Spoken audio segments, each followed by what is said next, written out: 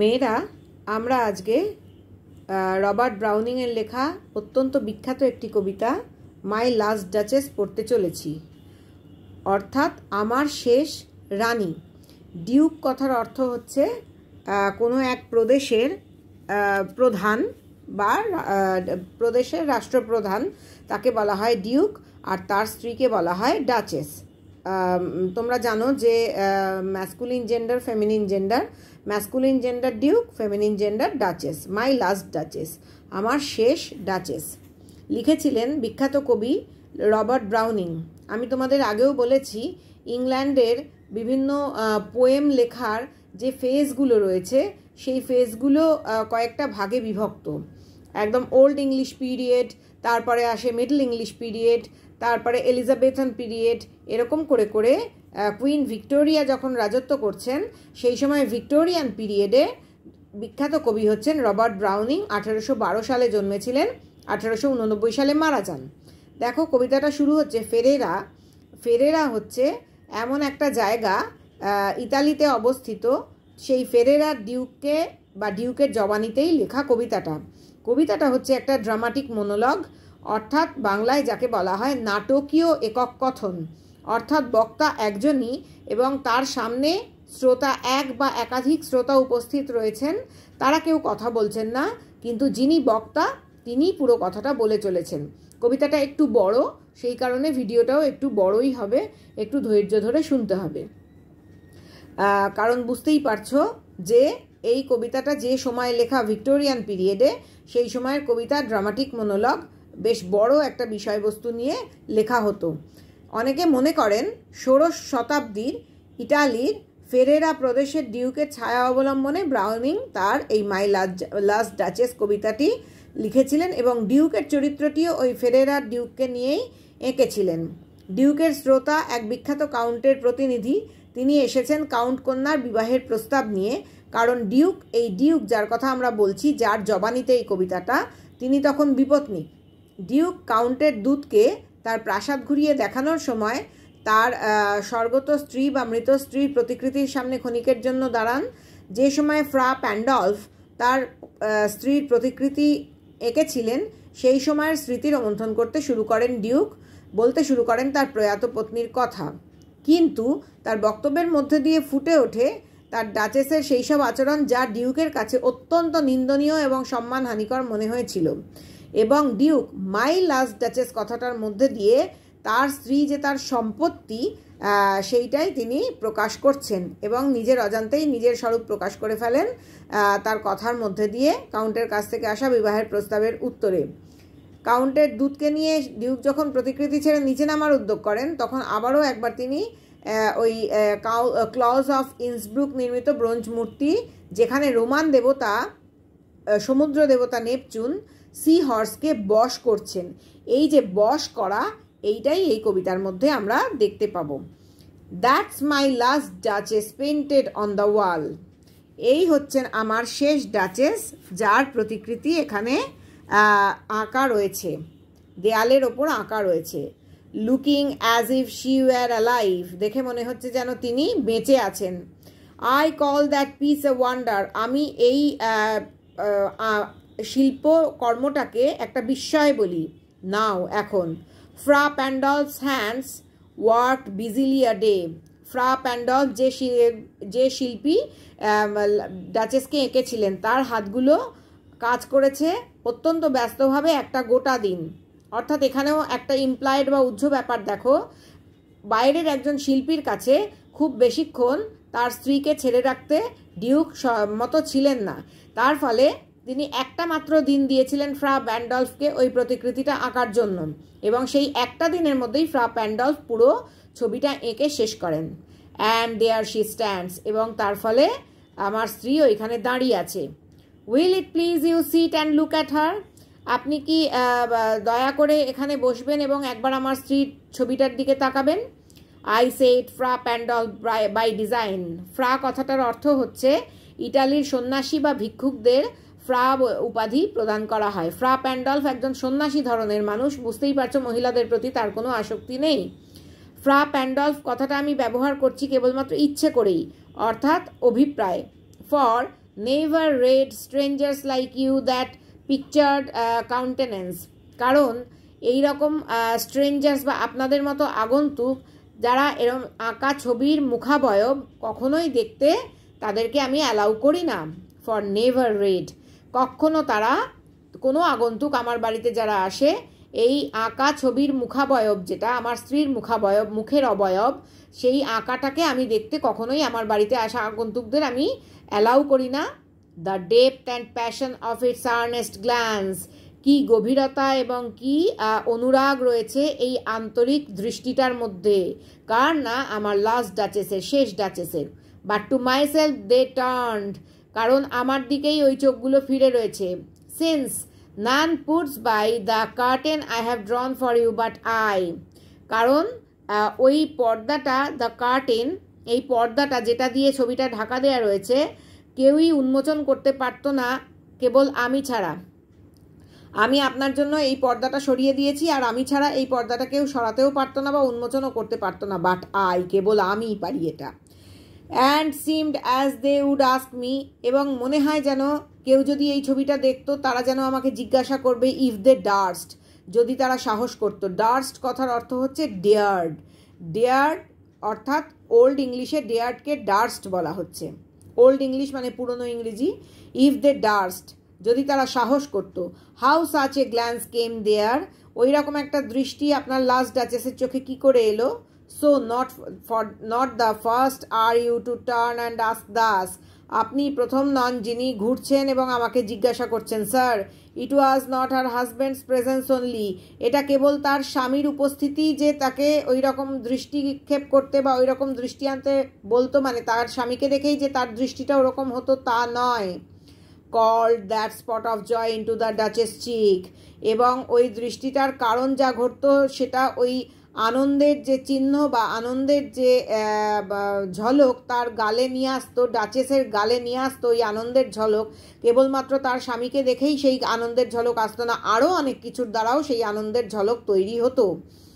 অর্থাৎ শুধুমাত্র স্বামীর জন্যই, অর্থাৎ ডাচেসের যে এইগুলো পছন্দ নয়, অত্যন্ত একজন নারী বিদ্বেষী মানুষ তিনি, মিসোজিনিস্ট যাকে বলা হয় এই ডিউক, সেটা ডিউকের কথাবার্তায় বোঝা যাচ্ছে।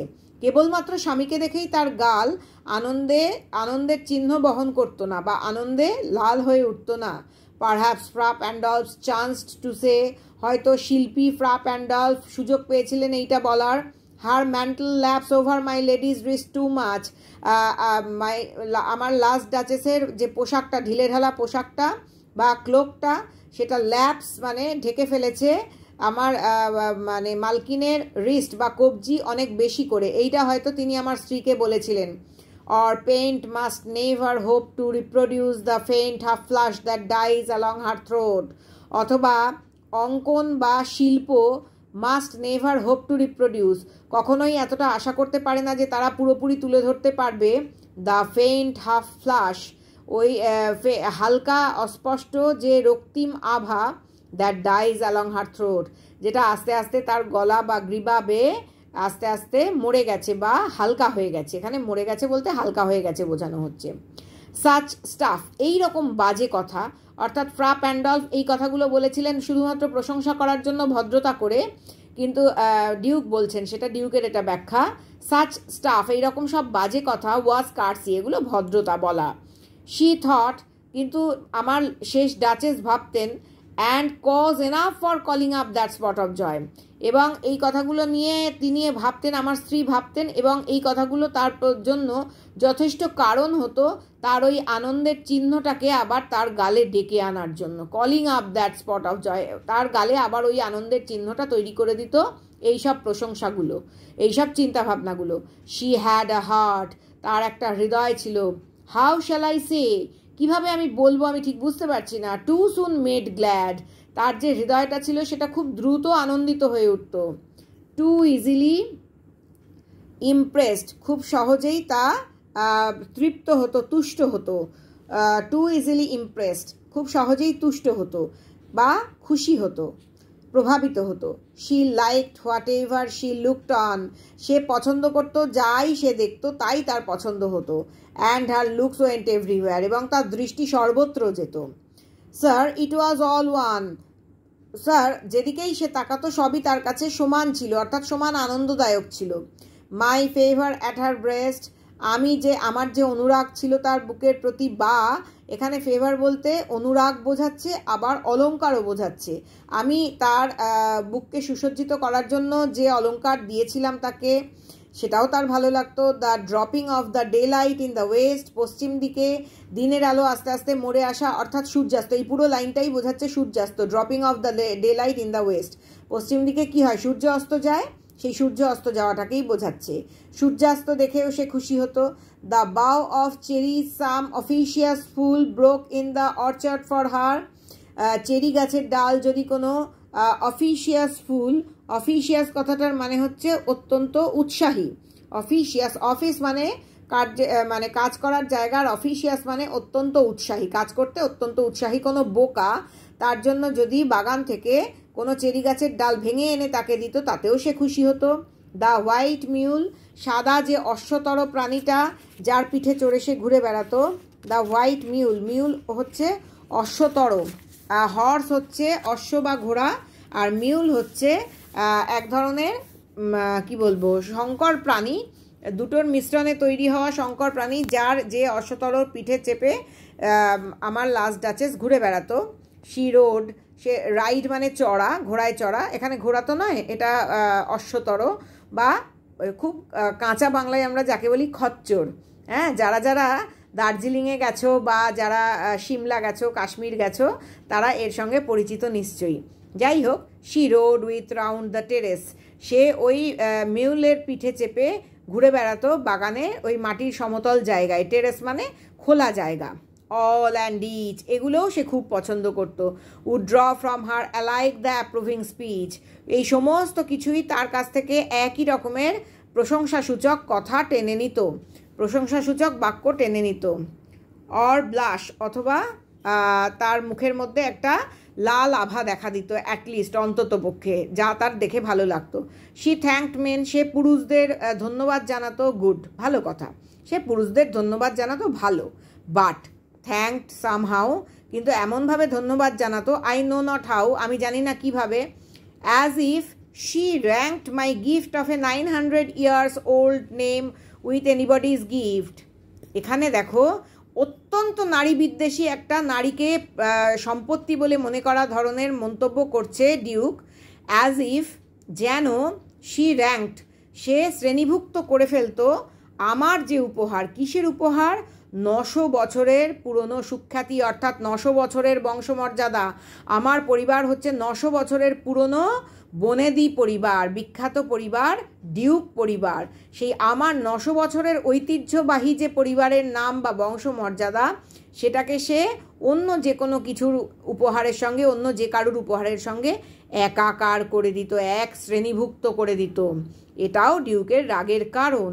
অর্থাৎ ডিউক বলছেন, ডিউক হচ্ছেন একজন বিশেষ বংশমর্যাদার মানুষ, যিনি কিনা এই ডাচেসকে বিয়ে করে তাকে ধন্য করে দিয়েছেন, এরকমই তার মানসিকতা। তিনি ডাচেসকে ধন্য করে দিয়েছেন, ডাচেসের তার জন্য কৃতজ্ঞ থাকা উচিত, কিন্তু তা না করে ডাচেস কী করছেন, তার 900 বছরের বংশমর্যাদাকে অন্য যে কারুর যে কোনো উপহারের সঙ্গে এক শ্রেণীভুক্ত করে দিচ্ছেন।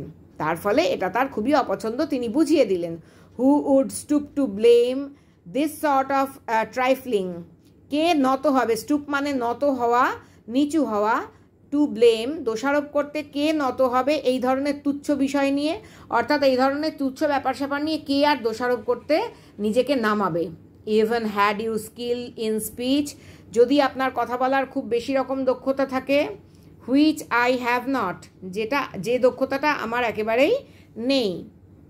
Two make your will quite clear to such an one, আপনার ইচ্ছাকে যদি আমি এই রকম পরিষ্কার করে দিই এরকম একজন মানুষের কাছে, অর্থাৎ আমার ইচ্ছাকে, এখানে ইয়োর উইল বলতে আমার ইচ্ছাকে আমি একজন মানুষের কাছে এরকমভাবে পরিষ্কার করে দিই, অ্যান্ড সে, এবং বলি, বা আপনি বলেন, মানে এখানে কথাটা বলছে ওইভাবে যে আপনি যদি আপনার ইচ্ছাটাকে কারুর কাছে এরকমভাবে পরিষ্কার করে দেন এবং বলেন, কি বলেন, just this or that in you disgusts me, এটা আসলে ডিউকের নিজের কথা, ওই রকমভাবে উনি বলছেন যে আপনি যদি বলেন, যদি আপনার কথা বলার খুব দক্ষতা থাকে এবং এরকম একজন কাউকে যদি আপনি বলেন তোমার মধ্যে এইটা আমাকে ভীষণ বিরক্ত করছে, জাস্ট দিস অর দ্যাট, এইটা অথবা ওইটা তোমার মধ্যে আমাকে ভীষণ বিরক্ত করছে, হিয়ার ইউ মিস, হিয়ার মানে এখানেই বুঝতে পারছো না, বা হিয়ার ইউ মিস তুমি এখানে একটা বিষয় বুঝতে পারছো না, তুমি বাদ দিয়ে যাচ্ছ, কি বাদ দিয়ে যাচ্ছ, or there exceed the mark, অথবা তুমি সীমা ছাড়িয়ে যাচ্ছ। এই সমস্ত কথাগুলোই ডাচেসকে উদ্দেশ্য করে বলছেন কে, ডিউক।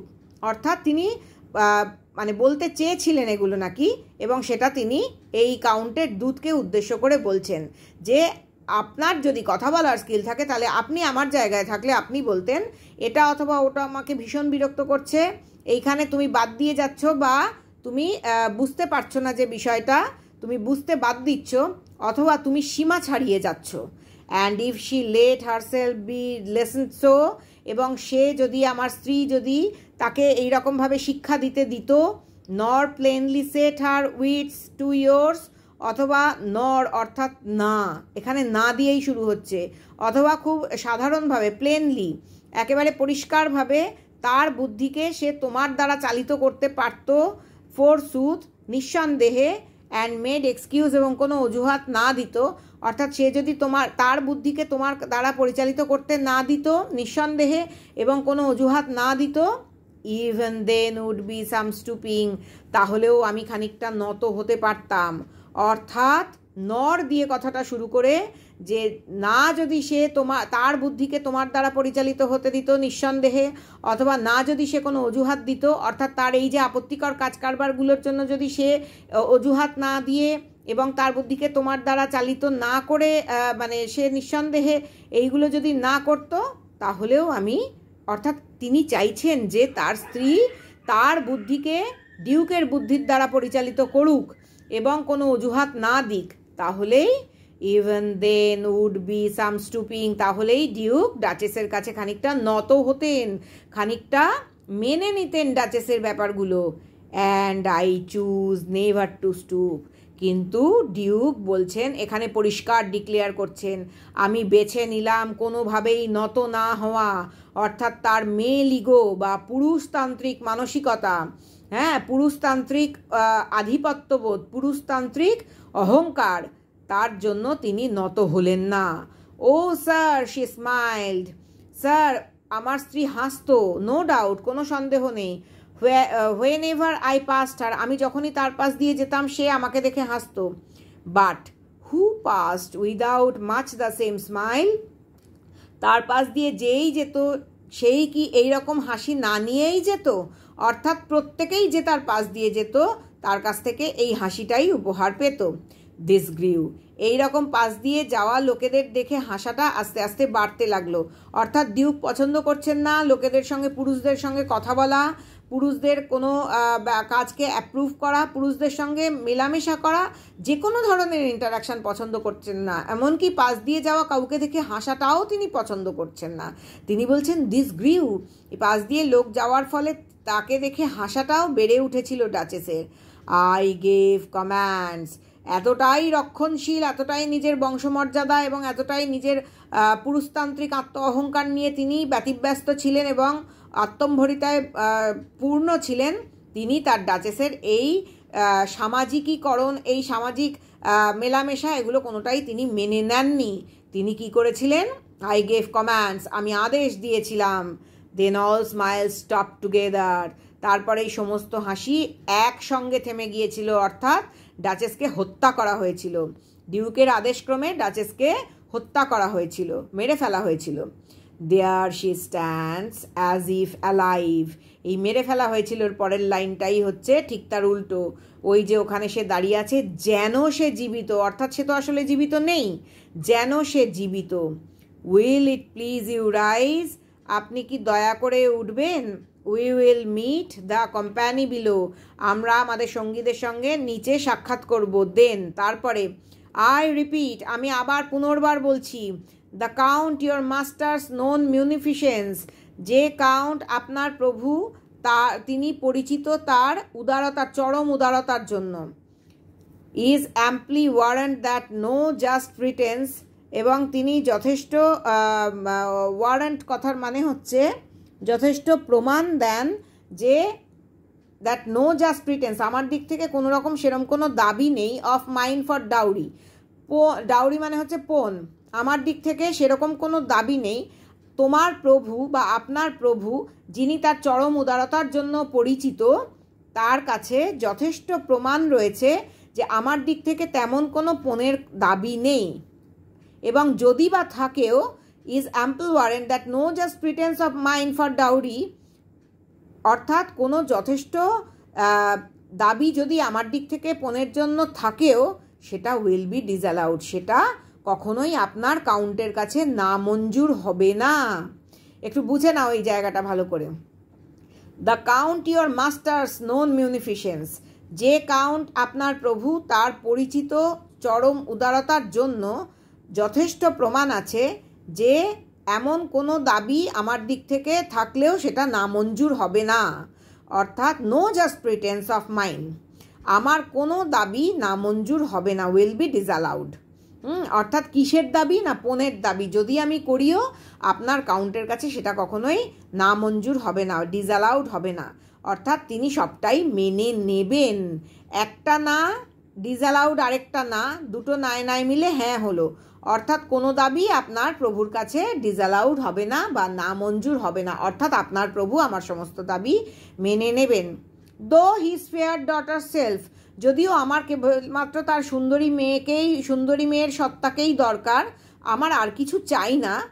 অ্যাজ আই অ্যাভোড, যেরকম আমি আগে থেকেই স্বীকার করে নিয়েছিলাম, অ্যাট স্টার্টিং, শুরুতেই আমি স্বীকার করে নিয়েছিলাম যে কাউন্টের মেয়েকে ছাড়া, কাউন্টের মেয়ের নিজস্ব সুন্দরী সত্তা ছাড়া আমার কিছু চাই না। ইজ মাই অবজেক্ট, কেবল কাউন্টের মেয়েই আমার লক্ষ্য। না, we will go together down, আমরা দুজন একসঙ্গে নামবো স্যার। নোটিস নেপচুন, লক্ষ্য করুন সমুদ্র দেবতা নেপচুনকে। দো, যদিও, টেমিং আ সি হর্স, সমুদ্রের ঘোড়া অত্যন্ত না বশমানা একটা প্রাণী, কিন্তু সমুদ্র দেবতা নেপচুন কি করছেন? পোষ মানাচ্ছেন। টেমিং কথার মানে হচ্ছে পোষ মানাচ্ছেন একটা সমুদ্রের ঘোড়াকে বা সামুদ্রিক ঘোড়াকে। এই যে পোষ মানানো ব্যাপারটা, এইটাই লাস্ট ডাচেসের ক্ষেত্রে ডিউক করে উঠতে পারেননি। এই পোষ মানানোর চেষ্টাটাই হচ্ছে পুরো কবিতার মূল বিষয়। এতটাই সেই সময়কার দিনে নারী বিদ্বেষী মানসিকতা ছিল ডিউকের, সামন্ততান্ত্রিক মানসিকতা, যে তিনি যেহেতু টেম করতে পারেননি তার লাস্ট ডাচেসকে, তাই জন্যই তিনি আদেশ দিয়েছিলেন এবং হত্যা করিয়েছিলেন, এবং তারপর মৃত স্ত্রীর ছবি বা প্রতিকৃতি দেওয়ালে আঁকিয়েছিলেন।